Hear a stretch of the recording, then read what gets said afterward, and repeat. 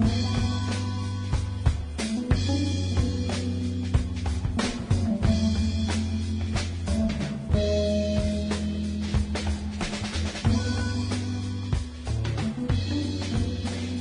right, y'all, welcome to the show. It's Anti-War Radio.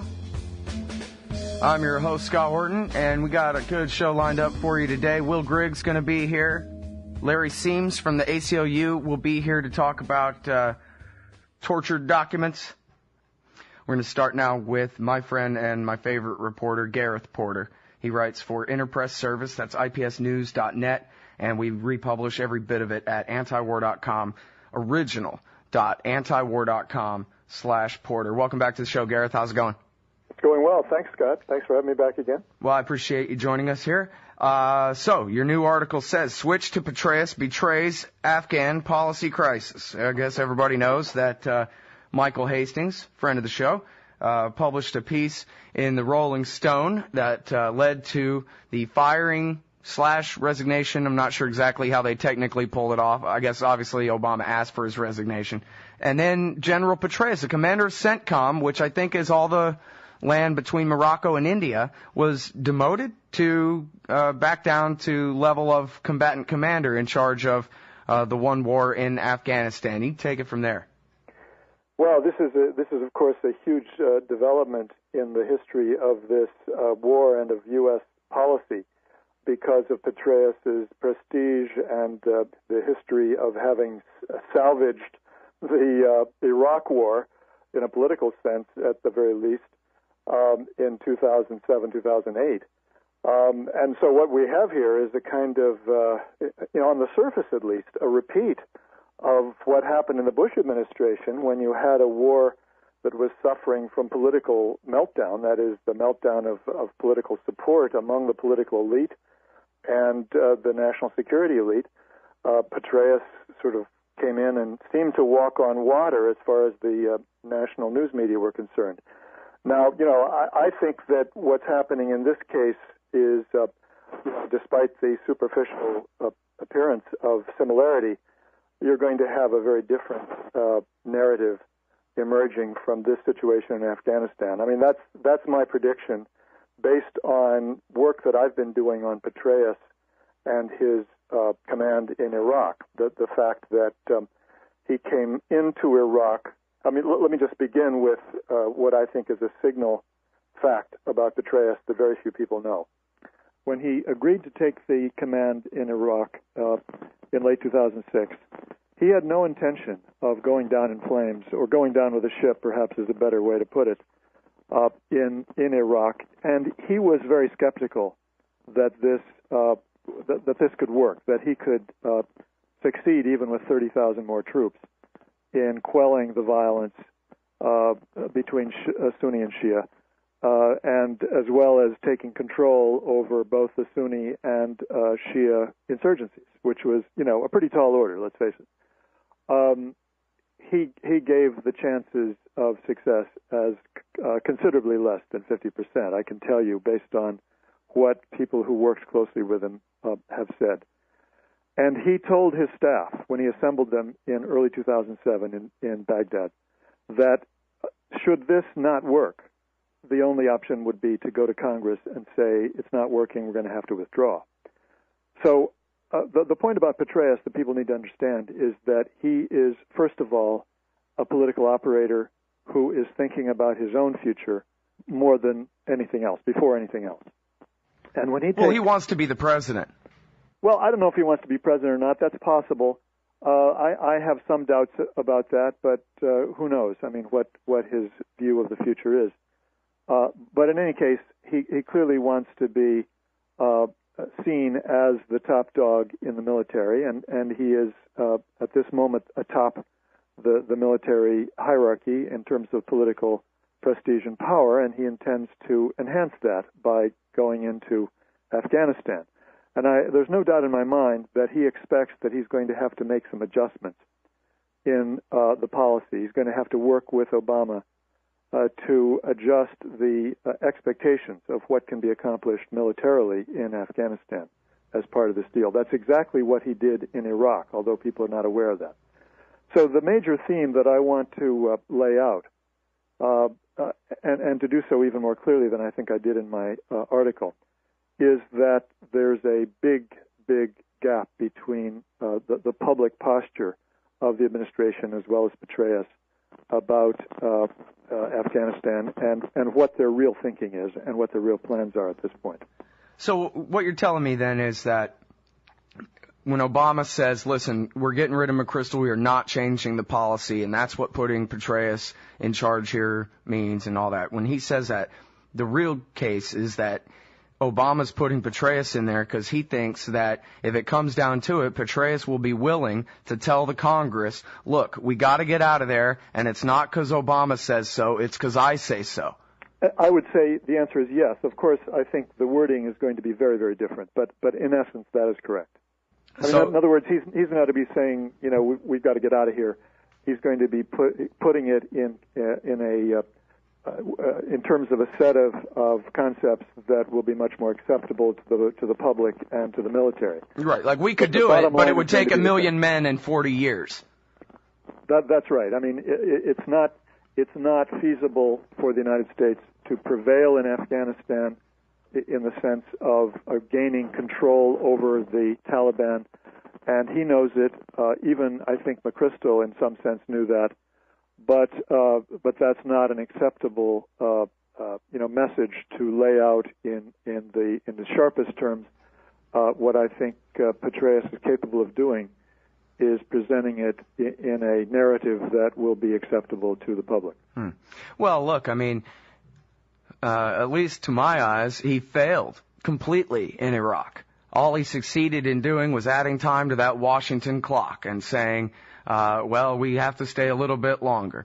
And clearly helped the majority win the civil war against the minority in Baghdad. And let the sons of Iraq, the Sunni leaders who'd been begging to just be allowed to patrol their own neighborhoods for 6 years at that point. He finally said, okay, fine, stop fighting us. We'll let you patrol your own neighborhoods. They're all getting stabbed in the back right now. I just read a piece about it last night, how the sons of Iraq are caught between the suicide bombers and the Iranians, and they have, what they call the Iranians, meaning the Shiite majority. And Petraeus has promised that don't worry, we'll take care of you and we'll make sure that Maliki allows y'all a real place inside the army and inside the government and whatever is obviously not true. They haven't resolved the status of Kirkuk. They've held an election, 2.5 months ago, and it's going to be another 2.5 months before anybody figures out who the prime minister is going to be over there. Iraq is a mess. There are bombs everywhere all the time. Americans are still going out on search and destroy missions. The only thing that's really changed is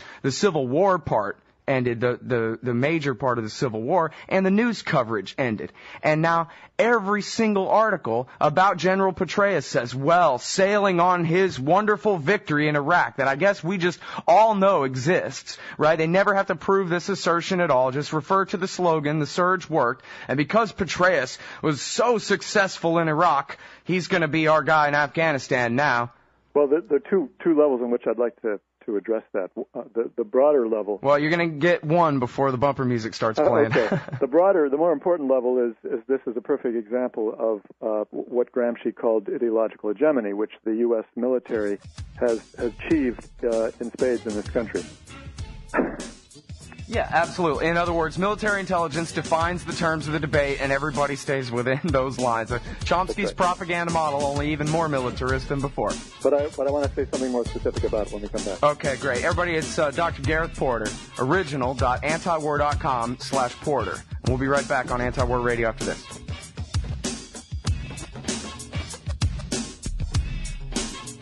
You can interact with other LRN listeners on our message board at forum.lrn.fm. That's forum.lrn.fm.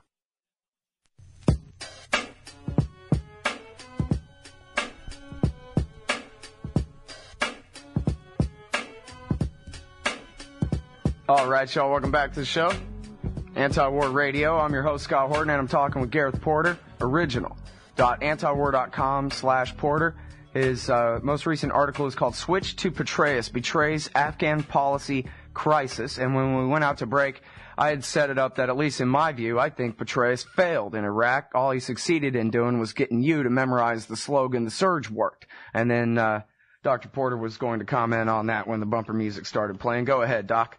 Yes, well, the one thing I would say he succeeded in is essentially convincing or getting the Bush administration, essentially the White House, to go along with a policy in Iraq that was in fact much more accommodating to the forces that the United States had treated as enemies than the Bush administration had ever been willing to allow in the past. Right. There had been proposals coming from certain people in the military to make an accommodation with the Sunni insurgents in previous years, and the Bush White House said no, because Bush, I think, was wedded to this narrative that the United States has got to defeat, to have a clear victory over the Sunni insurgents. That was what he had in his head. Yeah, well, and he wanted Abdul Aziz al-Hakim and his friends to rule the place.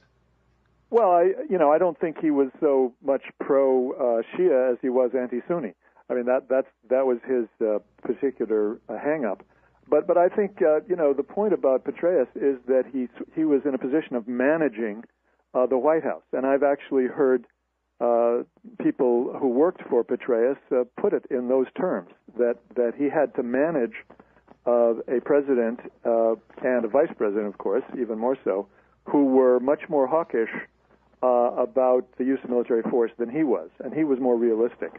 And just to complete that thought, I mean, the thought that I began with, what people don't know about Petraeus, in fact, it's never been published, is that 2 weeks before his key testimony to Congress in early September 2007, he and his staff were still trying to decide whether they were going to go to Congress and say, this is not working, we have to get out, or this is working and we should continue on the same path.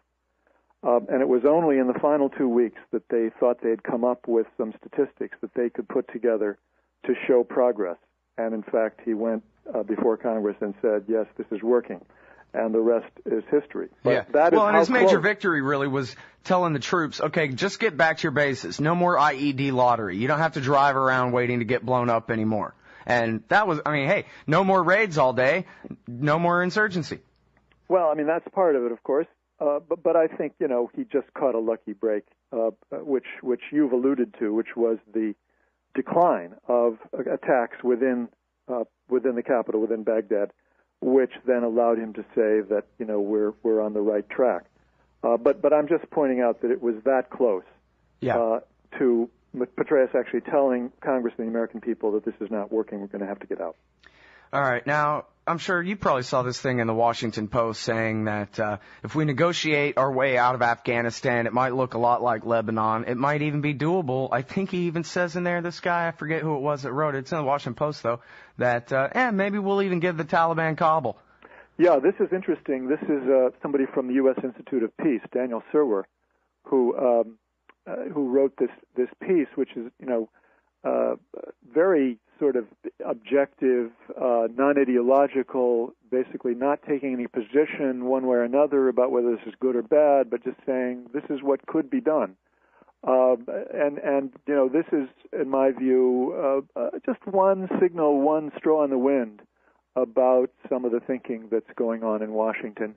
I'm not suggesting that there's a straight line between that and President Obama by any means. Right. Just that this is one of the currents that is in play in Washington, D.C. Well, because the choice, because this is not Iraq. We're not fighting for the majority. We're fighting for the people who couldn't possibly win on their own here and couldn't possibly stand on their own here. And all the attempts at creating an Afghan army the way that they did the Iraqi army has been even more of a failure. So the parallels to the Iraq so-called victory, for whatever it's worth, pretty much all fall down. I guess the question is whether the counterinsurgency guys, who apparently have given up on their own idea anyway, are going to get a 20-year occupation and $1 trillion full-scale nation building, or whether, like we talked about, they're actually going to just try to kill as many Taliban as they can and then go in a year. Except that the headline today is that last night Obama disavowed the July 2011 Afghan drawdown date. It's the top of the page at antiwar.com this minute.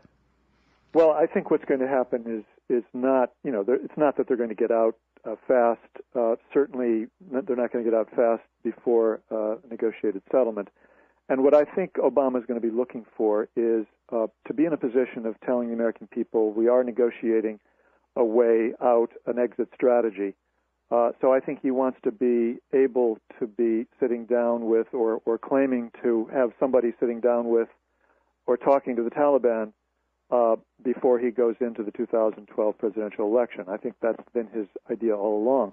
This is going to take a while. I mean, negotiations to end this kind of war are never going to be carried out fast. It's going to take many, many months. So it's going to be a series of moves, as it was in Vietnam. I think that's a reasonable model. If you go back to the beginning of the Paris peace talks on Vietnam, it was 1968. That was 5 years. Right. I'm not saying this is going to take 5 years, but it is going to take certainly more than 18 months for those negotiations to reach any completion. And this is going to be a very, very tough, hard political conflict here at home over those negotiations. That's what we have to look forward to. Well, John McCain and the War Party and the Congress are always going to say, if you leave, then Al-Qaeda is going to come back from Pakistan into Afghanistan, and then from there, we all know they can knock down our towers. But one of the good things is that once you agree that you have to negotiate and you've started the process, then the administration has an interest in telling the truth about that, which they don't at this point. And the truth, of course, is that the Taliban have every reason to keep Al-Qaeda out, and they've already told us that they're ready to negotiate, legal guarantees, and that could be translated into, even ways of having international inspection to ensure that Al-Qaeda doesn't have any bases in Afghanistan. So, there's plenty of ammunition that the administration can use to knock down that argument. They just don't have any incentive at this point. I think they should, but they don't see it that way, to really say what they could say about the issue. All right, so, I'm not too good at all this electoral politics stuff because mostly I don't care. But it seems like perhaps Obama is doing the smart thing in putting Petraeus in charge of the war that he's going to lose. That's no way to become president, having been the general in charge of a lost war, right? Well, I think there is something to that. I mean, at the first point about Obama and Petraeus is that Obama would rather have him close rather than farther away. I mean, that there was talk about making him the the chairman of the Joint Chiefs of Staff in a second Obama administration. That would be one way of sort of keeping him under wraps, keeping him close by and within the administration. This might even be better. Yeah. Well, we'll have to wait and see how it plays out. Thanks very much for your insight as always, Gareth. My pleasure. Thanks, Scott. All right, everybody. That's the great Gareth Porter, IPSnews.net, original.antiwar.com/Porter. We'll be right back with Will Grigg, I think.